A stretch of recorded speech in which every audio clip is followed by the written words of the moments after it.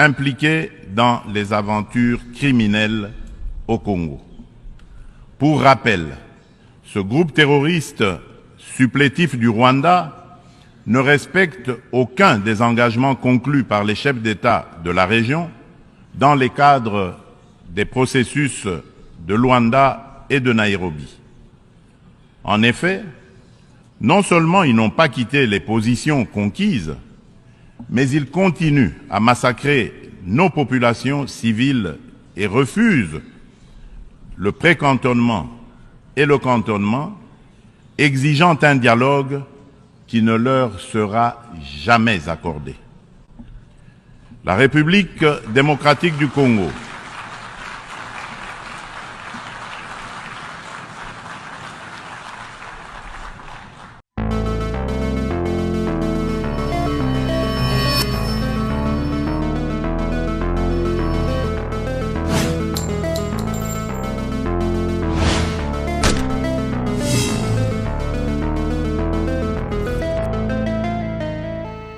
Bonjour et bonsoir, ça dépend les heures que vous nous suivez. Bienvenue à vos fidèles abonnés. Il y a Congo Liberté Télévision, votre humble serviteur Moustapha Mafuta, communicateur. Il y a République démocratique du Congo, qui est sur le Nabino sur l'actualité. Voilà. Minga Koloba, exactement bref, pendant au moins 30 minutes. Boleba, Nini Ezole Kanakati Ambo Kanabiso, na politique, sécurité, sociale, économique. Tu y a qu'à expliquer, peut-être sur le Nabino, au Bopé Sarabiso, confiance, Bolanda Gabiso, Air Union surtout. Nakati ya Congo Liberté Télévision baye nyonso tout lelo oyo bandeko Félix Tshisekedi na New York Fachi na New York tolandaki conférence de presse ya mokonzi mboka. Après conférence de presse tolandi discours na ye oyo tobanga disikulu ya tata mokonzi mboka na 78e assemblée générale des Nations Unies. Tolandi disikulu ya président ya Nigeria na 78e kaka Assemblée générale des Nations Unies. Tolandi président ya États-Unis Joe Biden oyo alobi pour la République démocratique du Congo. Joe Biden président des États-Unis a bengi Félix Tshisekedi gâchette. Joe Biden président ya États-Unis a bengi Félix Tshisekedi Tshilombo Mukwantombolo a bengi gâchette dia Congo. Hort mututu ayebi Batutu baloba awa, l'Afrique a la forme d'un revolver. Franck Fanon, aloba l'Afrique a la forme d'un revolver, dont les gâchettes est au Congo. À l'époque de Mobutu. C'est Franck Fanon qui nous a dit ça. L'Afrique a la forme d'un revolver, dont les gâchettes est au Congo Kinshasa. Maintenant, aujourd'hui, tout le monde est surpris. Il y a Koyoka na munoko mwana mboka. Président des États-Unis, le président américain. Joe Biden qui nous informe l'Afrique a la forme d'un revolver dont Félix Tshisekedi Tshilombo est la gâchette. L'Afrique a la forme d'un revolver, Félix Tshisekedi qui est la gâchette. Moutalobi Bongo, président des États-Unis. Président du Nigeria. Aye kozwa parole. Aye Koloba Boye. Ce sont de piller la République démocratique du Congo. Les milliards de dollars américains, aux opérateurs économiques, aux multinationaux, bazo piller la République démocratique du Congo, ça suffit. Bozo zwambongo ya makila. Bozo piller Congo, bozo ko s'enrichir na minerai ya République démocratique du Congo. Bozo ko profiter na ba dollars. Na ba milliards de dollars. Il y a peuple congolais. Alors ça suffit. Botika ko boma ba congolais. Botika ko continuer ko piller minerai ya Congo na makila. Maintenant ici je me demande si le président Nigeria arrive de parler sur le Congo, que le Rwanda doit arrêter de faire la guerre avec la République démocratique du Congo. Que les multinationaux, les opérateurs économiques que nous appelons les impérialistes, bakata copier RDC, batika koboma ba Congolais, batika ko créer guerre na République démocratique du Congo pour pas piller minerai. Maintenant, à quoi bon? le cardinal Ambongo, à quoi bon? Pourquoi Azozwa Rwanda comme exemple à suivre? Si un président est extérieur à Mokanabiso, prends l'exemple, parle que les multinationaux ont pillé des milliards de dollars. Na minéral RDC bazo se faire ba milliardaire. Batika. Batika va créer guerre na Congo. Je vous dis, dans la 78e Assemblée Générale, il y a les Nations Unies, le président rwandais Azalaki humilié. Kagame était humilié dans la face du monde, devant tous les présidents du monde. Kagame était humilié. Mais je le sais très bien derrière Kagame.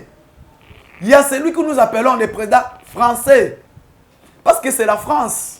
Moutou ezo ko accompagner Rwanda. France Moutou aza à la base. Il y a ko utiliser Kagame. Azo pesa ba milliardaire. Azo pesa ba arme. Azo sala nyonso. Pour Rwanda aya ko continuer ko agresser RDC. Lui-même Kagame est impossible. Il est incapable même. Ton sentir biso nyonso tout. Comment le président du Nigeria a plaidé na cause de la République démocratique du Congo? Le président du Nigeria a interpellé le Conseil de sécurité à ONU. ONU est dans la RDC. Force ya EAC est dans la RDC. Mais baza incapable de faire kimia na RDC. Les femmes sont toujours violées. Les enfants tués. Abandonnés. Ba papa bakufi, ba maman bakufi, ba na batika li ba orphelin. Botika, ça suffit de faire la guerre en RDC. À cause de la minerai à RDC. Ne bozo même la RDC guerre. Monde entier mobimba. Personne qui parle sur les sangs coulés au Congo. Les sangs ont beaucoup coulé au Congo. Il faut arrêter. Alors la force régionale doit quitter la MONUSCO, Babima. Parce que le peuple au Bakufikuna Eleki Ebele. Discours, il y a président Nigeria. Azoko interpeller le monde entier Mobimba. Batika Koboma Congolais. Pourquoi Oni Azo pesa Congo mou Congo? Oni Aza incapable à sanctionner Rwanda. À sanctionner agresseur de la République démocratique du Congo. Sauf qui président Nigeria. Alors, Oni Aza incapable à sanctionner Oyo Aza agresseur de la RDC. Bandeko. Maintenant, à quoi bon? Toi qui es Congolais, de prendre Kagame comme exemple. Je me demande alors, si aujourd'hui, président du Nigeria parle pour les Congolais au nom du Congo, dans la 78e générale, Assemblée générale des Nations Unies. Maintenant, ces Congolais, demi-Congolais qui sont là, est-ce que maintenant, Fayoulou Tokobenge Congolais? Katumbi Tokobenge Congolais? Mukwege Tokobenge Congolais? Ambongo Chole Tokobenga Bango Ba Congolais? Parce que lelo Oyo, président ya Nigeria, a senti ba effort Félix Tshisekedi à fournir. Azo consenti ba effort gouvernement congolais à fournir. Alors non, il faut MONUSCO abima na mboka wana, force ya EAC ebima na mboka wana, parce que bazana bango incapable. Contagion ya EAC oyeza na mboka wana. Depuis écoute na mboka wana, changement tozomona te. EAC azo continuer ko collaborer na banani na ba rebelle. Lokola armée congolais est mati en puissance. Armée congolais ezo komata du jour au jour makas. Ezo komata toujours en puissance. De omoni bande konanga ba congolais bana mboka. Na yakito solola na bino awa. Na kati ya Congo Liberté na caméra ya ndeko nanga yi. O to bengaka lei. Empreinte digitale Mardoché. O Azali Mokonzi. Un bon caméraman Mardoché na caméra na ye. O na yaki na yebisa bino bana mboka. Est-ce que boyoki au président Nigeria à lobby? Un président de notre pays qui défend le Congo. Mais biso moko ba congolais. To lingi ko défendre mboka na biso te. Biso moko ba congolais, soi-disant les Congolais qui ne sont pas des Congolais. Parce que si aujourd'hui le président nigérien prend l'exemple parle du Congo, des efforts que Fachi est en train de fournir dans ces pays. Un président du Nigeria. Alors, c'est trop, c'est trop. Le sang a beaucoup coulé dans ces pays. C'est trop, c'est trop. Il faut arrêter. MONUSCO doit quitter. La force à MONUSCO doit quitter. La force de l'EAC doit quitter. Batika mboka wana bango moko ba congolais ba prendre charge ya mboka na bango. J'acclame. J'acclame moi. Na sentir diplomatie. Na sentir diplomatie ya mwana mboka. Diplomatie ya Mukwantombolo. Diplomatie ya Fachi Beton ndenge futi. Lelo naza fier. Na konazola la kitoko parce que lobby nalandi discours ya président Nigeria. Nalandi discours à Joe Biden. Na lobby c'est fini. Les élections c'est déjà. Élection ya mwana Fachi a gagné. Élection ya Congo ya mwana lokola bino ba congolais. Tolinga katete zo pouvoir na urne. Tolinga katete zo pouvoir na coup d'état. Toluka ki coup d'état. Toluka ki nyonso tout pour élection et salemate. Bon mener ba lobbying nyonso na États-Unis.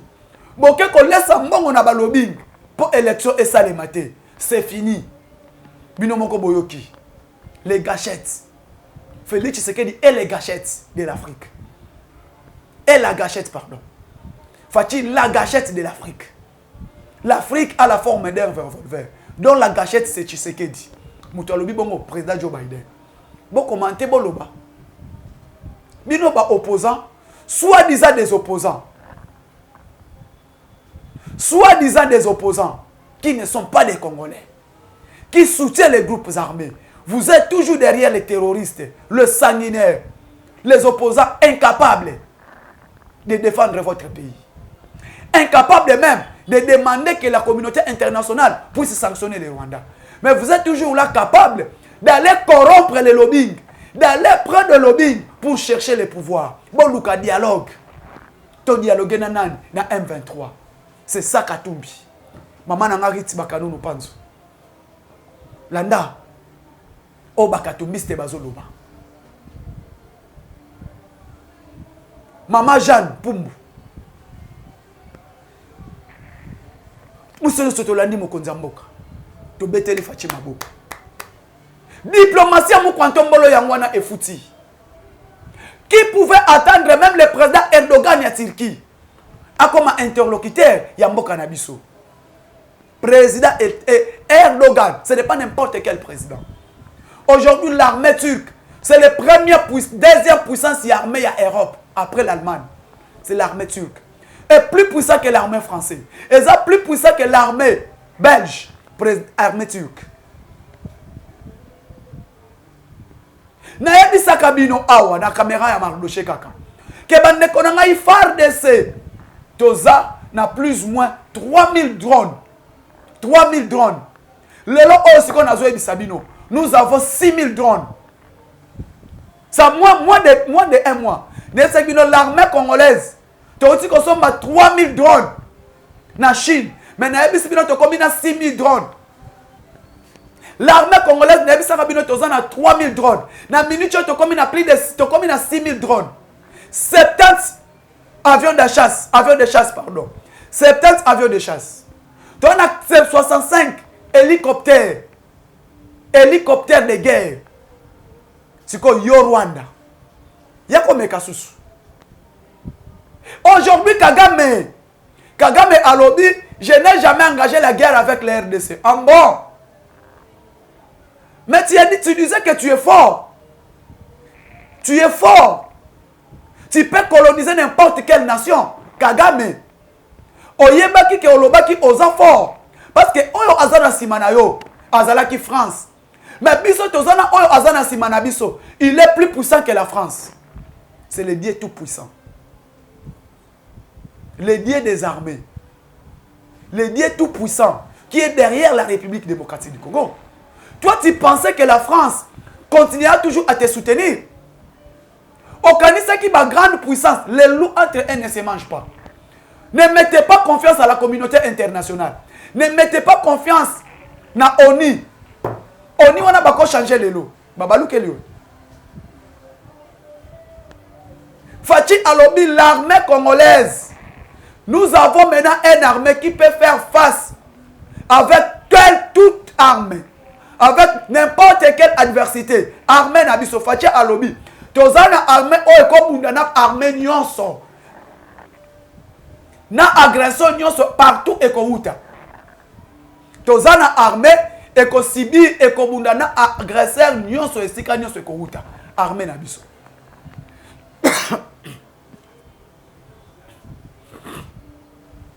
Nous avons cette armée qui peut faire face avec n'importe quelle diversité.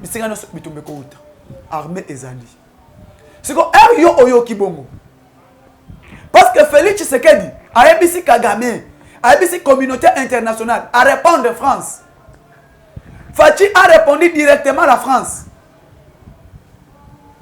Il n'y aura pas de dialogue et négociation avec ces troupes. Il y a M23. Point barre. Ça suffit. Plus de 10 millions de morts. 10 millions de morts. Au Kagame abomina Est. Hitler. Kagame a mis monarchie le plus puissant. A mis monarchie qui faisait de guerre. A mis monarchie qui est fort. Donc, Hitler, homme fort. Goliath. Kagame a mis monarchie bon. A recolonisé RDC. A colonisé Soussoubisso. Donc, comme si la Belgique ne nous a pas bien colonisé, Kagame maintenant voulait qu'il puisse coloniser la RDC. Il prenait Félix Tshisekedi comme Kabila. Or, Fatia maintenant rotala e. Azota la Kagame. Azota la Kagame abandi ko multiplier diplomatie. Avant d'engager guerre na Rwanda, il faut na multiplier diplomatie. Fatia a commencé la diplomatie dans sous-région. Si comme moni tina kobima ya mokonza mboka efuti. Bino bolobaki ke azotambola tambola pigeon voyageur. Tina ya ba voyage ya Félix Tshisekedi lelo bomoni yango. Bomoni ba voyage o mokonza mboka abimaki. Ba voyage o ye abimaki ko déplacer na ba pays mususu bandaki ko kende. Pona ko lobela oyo Rwanda zo sala biso. Aujourd'hui, Moutoutou a fait Félix ses raisons. Ces voyages maintenant ont payé. Nigeria a lobela Congo, président Erdogan y a Turquie, a mati, fallait lobela mboka na ye mais a fait 3-4 minutes. Pendant qu'on expliquait massacre à RDC. Crime à RDC. Que tout ça là, coterie. Le Congo est agressé. Ukraine est agressé. Mais bis nous sommes mobilisés par moyen pour nous soutenir. Ukraine. Comment tu as sanctionné? Monde entier vous sanctionner Russie. Mais vous êtes incapable de sanctionner le Rwanda. Nzambe. C'est le prédateur. Le pays développé. A convié et l'autre côté dans RDC. Mais c'est le président Erdogan. Il y a Turquie. Kagame isolé. Kagame isolé. Hier, moi, c'est comme Quantum Bolo. Tant que le président Joe Biden a eu parole. Président des États-Unis. Amati Alobi. Félix Tshisekedi, tu es la gâchette pour ton pays. Tu es la gâchette de l'Afrique. Donc, Elingo Lobanid. Place Wana. Président des États-Unis a bien fait gâchette. Donc, Elingo Loba. Développement y a Afrique. Développement y a monde. Et ça RDC. C'est le Congo qui fait les milliardaires, les milliards. Et l'économie de demain. L'économie de demain, c'est la République démocratique du Congo.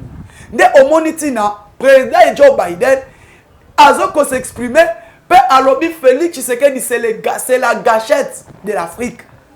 Les poumons, l'estomac, les microprocesseurs, l'unité centrale. Il y a développement, il y a Afrique. C'est Félix Antoine Tshisekedi Chilombo. Point barre.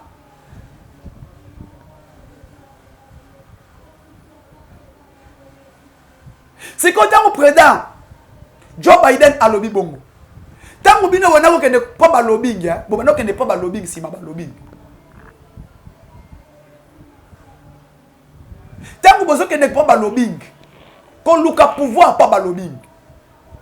Oribo luka pouvoir pas peuple congolais. C'est le peuple qui donne le pouvoir. Les lobbying ne donnent pas le pouvoir. Bon, maintenant qu'on luka nyo se pose un coup d'état. Bon, luka nyo se tout bloqué partout dans le monde. Pour plaider le pouvoir. Bon, qu'on fonde Félix Tshisekedi pas de lobbying. Bon, qu'on a États-Unis, bon, moni ba lobbying. Ba démocrate, ba républicain, bon, ça li nyonso. État de droit exalté. Bon, fundi. Bon, créer un journaliste et Nabino ba fingaka Félix Tshisekedi chaque jour. Bon, créer banani oyo ba journaliste bakangi. Ba Wembi, ba Babujagera. Bon, créer nion surtout. Vous avez taxé Tshisekedi de tous les noms. Vous ne croyez pas que Félix Tshisekedi a multiplié sa diplomatie. Donc, il a mis à du pouvoir à faire la diplomatie, la sécurité. Il a taillé les pouvoirs. C'est la diplomatie et la sécurité. Il commence à reformer, à former l'armée Nabiso. À former l'armée Nabiso. À ça l'effort. Comme multiplier la diplomatie. Pour nous quoi? Fatih Bana Koluka moyen surtout. À isoler Nanou Kagame. A expliqué monde entier Mobimba. Comment Kagame Moutou Azobundisa RDC. Il a expliqué le monde entier. Il a fait le tour du monde pour expliquer ce que Kagame fait au Congo. Que Kagame qui est agresseur de la République démocratique du Congo. Il y a des nuances entre agression et la rébellion. Rébellion, c'est le peuple, un groupe de individus qui se réveillent pour faire la rébellion dans son pays. Donc, groupe Mokobo, il y a des individus, telemi balamuki, créer rébellion dans kati mboka na bango. Ndé ba benga rébellion. Mais agresseur, ozo ko agresser biso pour na intérêt na bisoté. Donc yo oza pays mususu. On dit on agresser Congo pour piller ka minerai à RDC. C'est que Kagame fait. Mais tant que Kagame a sala yango, elle a créé insécurité na RDC. Elle a déstabilisé mboka na biso. Où était Katumbi? Où était Fayulu? Nde omoni raison na vraiment boni misanga ba ndeko na ngai ba papa na ngai ba mama na ngai ba yaya na ngai na ndimaka te Katumbi a congolais. Na ndimaka te ke Fayulu aza congolais. Na ndimaka te ba muzito wana ba congolais. Na ndimaka bango te même Kabila. Aujourd'hui même FCC na ndimaka te na ndimaka te. Pe na ndimaka yango te ke FCC ba tona ba congolais. Comment bazo ko agresser Congo? Bino bozo zo mutu azo ko agresser Congo comme un exemple à suivre. Mutu azo ko piller mboka na bino. Mutu azo ko bundisa bino. Mutu a créé insécurité na kati mboka na bino. Bino bozo zo comme exemple à suivre. Que faut avoir un président l'exemple comme Kagame. Quoi? Mutu alo babongo na cardinal la mort na chère église. Un pasteur, un homme de Dieu. Oh azo zo Kagame comme exemple. Je soutiens, nous devons prendre l'exemple du président Kagame, cardinal Ambongo Abeshod. Tant que vous avez Kagame exemple, vous avez Kagame exemple sur base de quoi? Sur base de Congolais, sur base de piller minerai à la République démocratique du Congo. Vous avez comme exemple. Mais les gens, rien à dire, rien à faire. Des moments, ils bafandi bangonyo so kimia na réseau. Ba kimi ba télé. Pourquoi? Ba yoki président Nigeria. A sengi départ ya MONUSCO. Ba yoki président ya Turquie. A sengi départ à MONUSCO. Ba yoki président Joe Biden. A sengi départ ya MONUSCO. Na RDC. Quoi faire encore? Il n'y a rien à dire. Et président a ABC bango clair. Les élections aura bel et bien lieu en décembre 2023.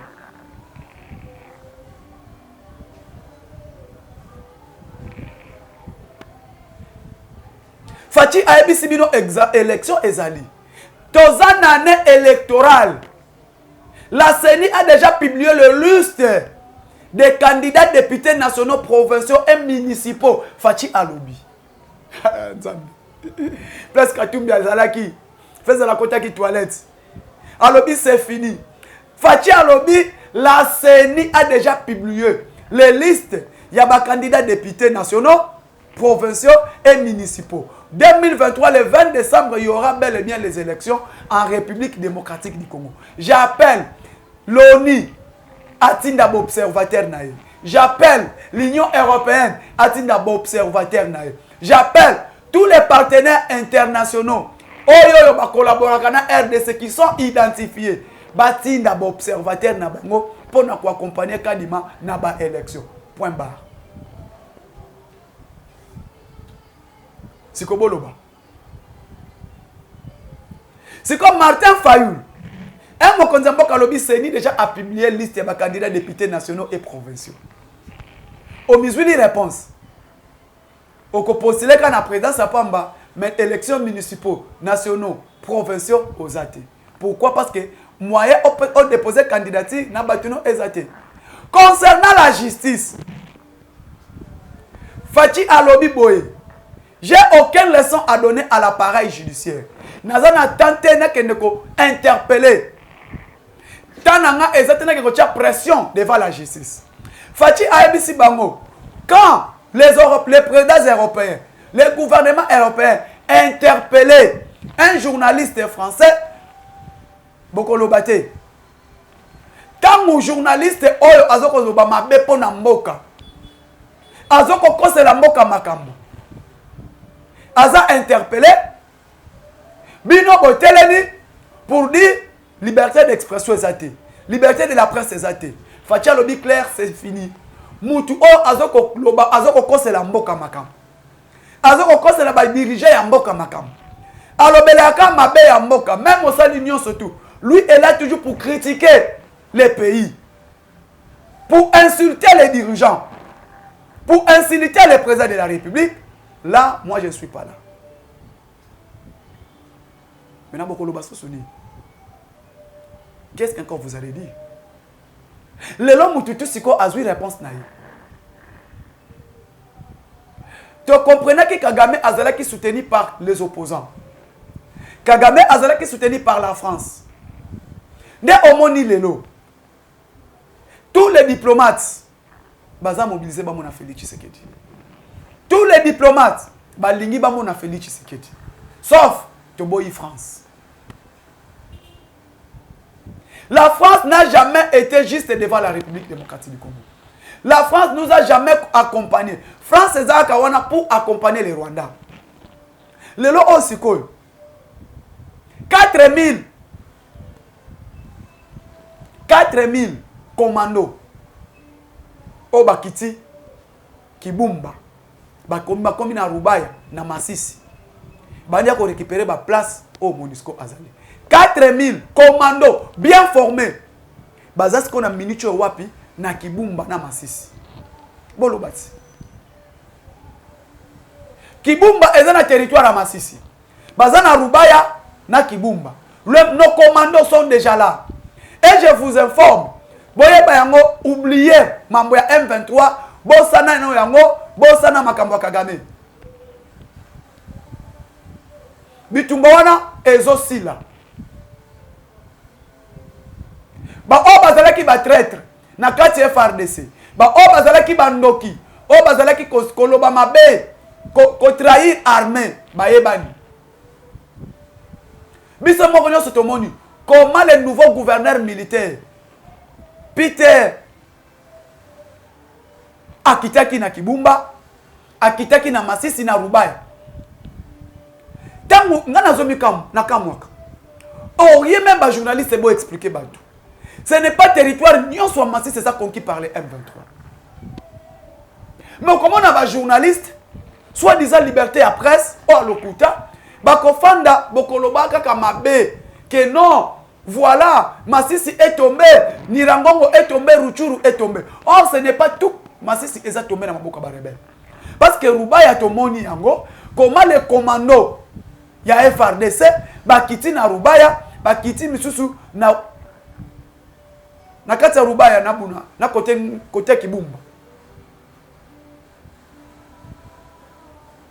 Si on a mis ba commando, on va positionner na Rubaya. Parce que Rubaya wana place ba carré minier ya Mwanga Chuchu. Place ba société ya Mwanga Chuchu et Fandi na Masisi. Maintenant tout Rubaya est entouré par les commandos congolais. Parce que Peter Chirimwami a émis bango clair. Maintenant il faut être prêt pour la guerre. Mais quand moi Kagame peut à lobby, je n'ai pas l'intention de faire la guerre avec la RDC. En bon.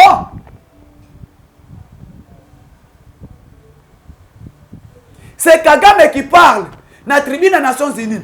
Je n'ai pas l'intention et je n'ai même pas l'idée de faire la guerre avec la RDC. Maintenant, ceux qui sont là, tes militaires du M23, intention n'a pas moi ça. Bazo Salanini. Donc quand tu dis que tu n'as pas l'intention de faire avec la RDC, maintenant qui t'envoie de faire la guerre avec la RDC? Qui a l'intention de faire la guerre avec la RDC? Parce que bateau batelemi wana. Baba Sodana. Baza na territoire de Rwanda, ba na territoire de RDC. Et ils ont violé la charte des Nations Unies.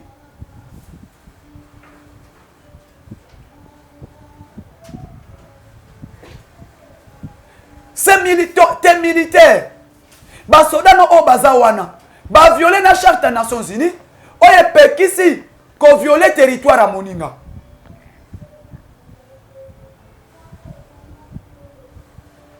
Gamoni tozoloba.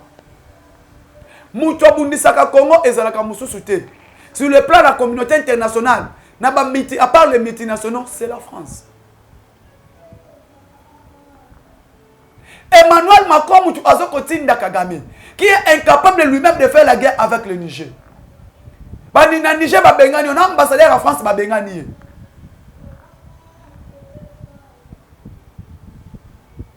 Bunda na Niger, Bunda na Mali, Bunda na Burkina Faso. Lokola kuna balingi yote. Okanisa ki biso ne toza ba dembele. Ba tutu na yo oya omonela.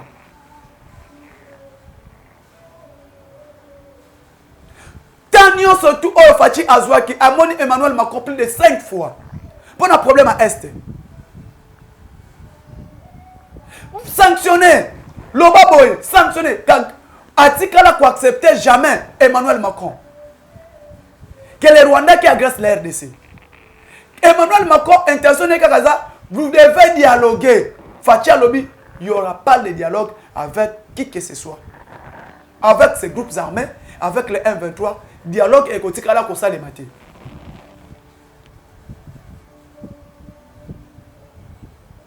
Toko dialogue na yete, be toko tikala ko dialogue na yete. Nan Nani Kagame. Abunda abotola nesa niko botola. Mais pendant qu'on dialogue, tous en attendent qu'on dialogue na bangote.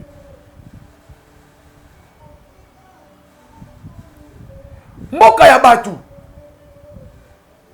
Mutu tout siko ayebi que France politique en Afrique eza ya mabe. France azoko tonga mboka na ye toutes les occidentaux bozo tonga mboka na bino na mbango wa makila yako boma ba congolais yako violer ba congolais bozui bo piller milieu.